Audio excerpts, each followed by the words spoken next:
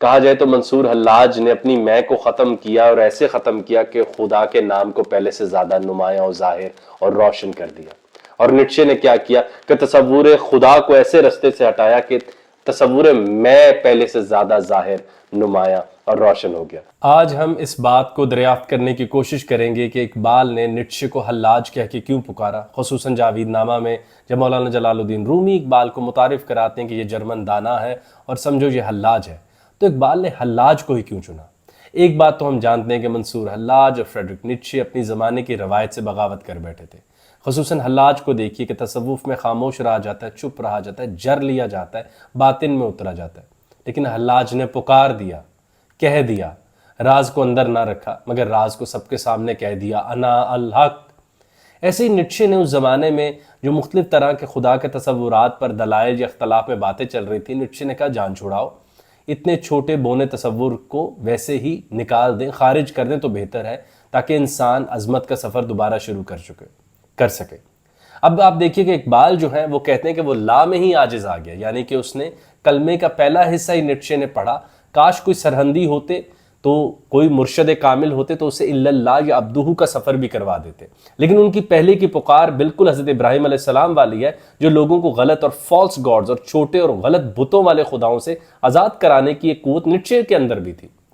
آگے چلتے ہیں تو ہم دیکھتے ہیں کہ دونوں کے پاس ایک شدت تجربہ تھا۔ ایک طرف منصور حلاج کے پاس روحانی تجربہ اور نیٹشے کے پاس فلسفیانہ اضطراب۔ ایک کے پاس حال تھا، ایک کے پاس خیال تھا۔ منصور حلاج کے پاس حال تھا، وہ اللہ تعالیٰ کی قہاری سے محبت کر بیٹھے تھے۔ یہ ایک اور کامن تھیم ہے منصور حلاج اور نیٹشے کے درمیان کہ نیٹشے نے تصور قوت سے محبت کی، منصور حلاج نے اللہ تعالیٰ کے تصور قہاری کے ساتھ دل لگا لیا۔ آپ سوچئے اگر سورج سے محبت کر لیں تو قرب مانگیں گے تو پاس کیسے جائیں گے؟ دور تو رہ نہیں پائیں گے، محبوب ہے، پاس جائیں گے تو کیا ہو جائیں گے؟ فنا ہو جائیں گے، تباہ ہو جائیں گے۔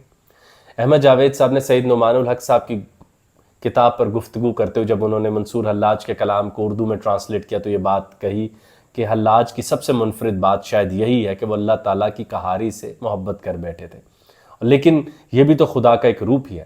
ایسے ہی جب ہم نیٹشے کو دیکھتے ہیں تو وہ پاور کو ری انٹروڈیوس کرتا ہے ایک محبوب کے انداز میں، ایک ایسے انداز میں جو شاید اس زمانے کے کمزوروں اور ضعیفوں کو سب سے زیادہ ضرورت اخلاق کی نہیں مگر طاقت کی ہے۔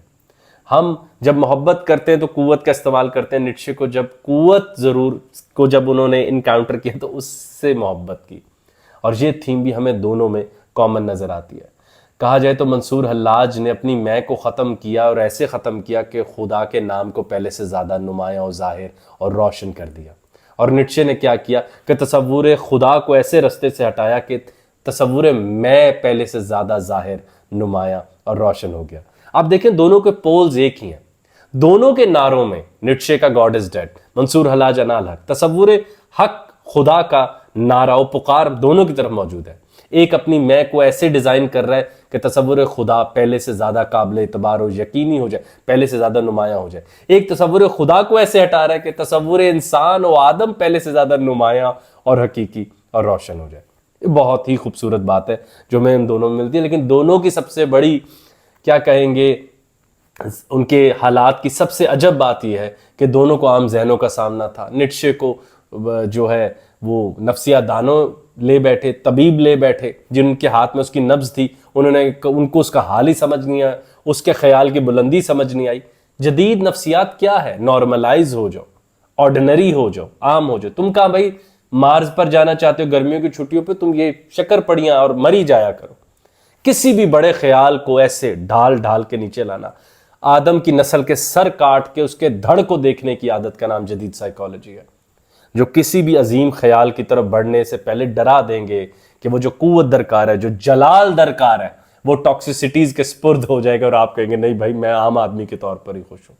تو نیٹشے کو طبیبوں اور نفسیات دانوں نے اس کے پیشن کا، اس کے جذبے کا تعاقب نہ کر سکے، اسے پاگل و مجنون قرار دے دیا، اور ایسے ہی منصور حلاج کا تعاقب مولوی و ملا نہ کر سکے کہ وہ کہنا کیا چاہتے ہیں۔ ایسے ہی اگر ہم ایک اور مثال لینا چاہیں تو منصور حلاج نے اپنی شخصیت کو ایسے جلایا کہ دیا بن گئے وہ دیا جو کسی بھی آدمی کو جو عارف و عابد ہو اس کو خدا کے رستے کی طرف لے جائے۔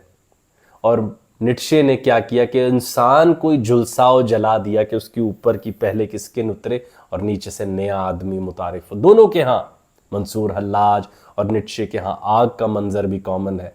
एक आग को दिए की सूरत में इस्तेमाल कर रहे हैं कि अल्लाह तक पहुंच जाओ, एक इस्तेमाल कर रहे हैं कि इंसान को झुलसाओ ताकि ये पुरानी स्किन उतरे, ये जो बोनेपन, मेडियोक्रिटी और एवरेजनेस ऑफ लाइफ पर तैयार हो गया, इसको इससे आज़ाद कराऊं और मैं एक बड़ी मंजिल की तरफ इसको खपा दूं। आप देखेंगे मंसूर हल्लाज का नारा अनल हक, एक ही बात है जो हम जहन में उनका नाम आते ही आती है, एक ही बात है जो निट्शे का नाम आते ही जहन में आती है, वो गॉड इज डेड का ख्याल है, जिसको इकबाल ने किस तरह कहा है कि ये तो ला में आजिज आ जाने की एक राय है, लेकिन हम ये जानते हैं कि निट्शे का दिल मोमिन है और जहन काफिर है। और इकबाल ने ये बात भी रसूल करीम आकाए दो जहां सरकार दो आलम सल्लल्लाहु अलैहि वसल्लम ने जो अरब शायर उमिया बिन अबी सल्त के बारे में कहा, वो इकबाल ने निट्शे को कहा। और फिर देखें निट्शे के यहाँ एक और एजाज आया, यानी उसके कपड़ों पर एक और बैज लगा, वो हल्लाज का लगा। हल्लाज जिनको सूफिया जो है वो मुस्लिम तहजीब के क्राइस्ट भी कहते हैं, जो इस तरह फना हो गए। अच्छा, दोनों के फना होने की भी तो देखें।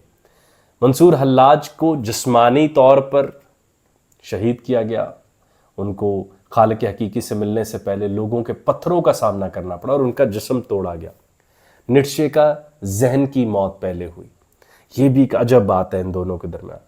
तो एक के जिस्म को बर्बाद किया गया कि उसके अनल हक के नारे को कमज़ोर किया जाए, एक के जहन को पहले बर्बाद किया गया ताकि अब वो कोई और गूंज पैदा ना कर सके।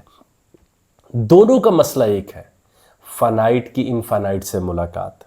अब वो पायदार से ना पायदार की मुलाकात। इकबाल का वो मिसरा याद है ना आपको, क्या इश्क एक ज़िंदगी है मुस्तार का, क्या इश्क पायदार से ना पायदार का। मैं तो फानाइट हूँ, महदूद हूँ, आप लामहदूद हैं। अब ये मुलाकात हो रही है तो इसमें अनल हक और ऐसी आवाज़ें ही निकलेंगी, पर इसमें समझ की तो बात ही पैदा नहीं हो सकती। समझ की बात सिर्फ तभी पैदा होती है जब पैगंबरों की मुलाकात या ख़ातमुन नबीन सल्लल्लाहु अलैहि वसल्लम की मुलाकात खुदा से हो, तो उसके बाद नॉर्मल सोबर बातें हो सकती हैं। आम आदमी को जब भी ऐसा ख्याल हो, गुमा हो, वजदान हो, ख्वाब भी आए, तो उसके अंदर जो गूंज पैदा होगी वो बहुत अजब होगी। वो शायद आम जहन उसकी गिरफ्त नहीं कर पाएंगे, रवायत उससे संभाल नहीं पाएगी। तो हल्लाज की जो शिद्दत और क़ुव्वत और रूहानी तजुर्बे की जो ग्लो है, हमें कुछ वैसे ही ग्लो और फ़लसफ़ियाना इज़्तिराब निट्शे के यहाँ मिलता है। दोनों की गूंज में हक कॉमन है, दोनों की अमवात में कोई बर्बादी, एक के यहाँ जिस्म की, एक के यहाँ ख्याल की।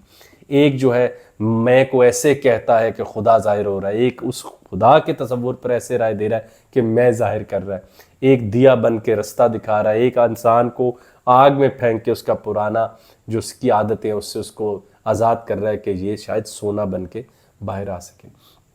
एक और जो बहुत अहम बात है वो अनल हक के नारे और निट्शे की इटरनल रेकरेंस की बात है, जो मैंने एक तहकीकी मकाले में पढ़ी, जो हमारे हमसाया मुल्क में किसी ने लिखा है कि अनल हक ऐसे ही है जैसे परमानेंटाइजेशन ऑफ सेल्फ या परमानेंटाइजेशन ऑफ प्रेजेंस की बात है। परमानेंटाइजेशन ऑफ प्रेजेंस कहें तो बेहतर है, और ये बिल्कुल वही बात है जो निट्शे की इटरनल रेकरेंस की बात है, यानी वापसी ऐसी हो कि वो लम्हे से की तरफ हम बार बार वापस ऐसे आए कि वो परमानेंट हो जाए। ये बहुत मेटाफिजिकल, ये फ़लसफ़ियाना, ये एब्सर्ड अंदाज में सोचने की बात है। तो हम पहले की बातों को भी ऐन तौर पर, एज इट इज़ तौर पर याद करके समझते हैं हम फ़लसफ़ा कर रहे हैं। फ़लसफ़ा ये हम पहले की बातों को भी एब्स्ट्रैक्ट अंदाज में थोड़ा थोड़ा बदल के देखें।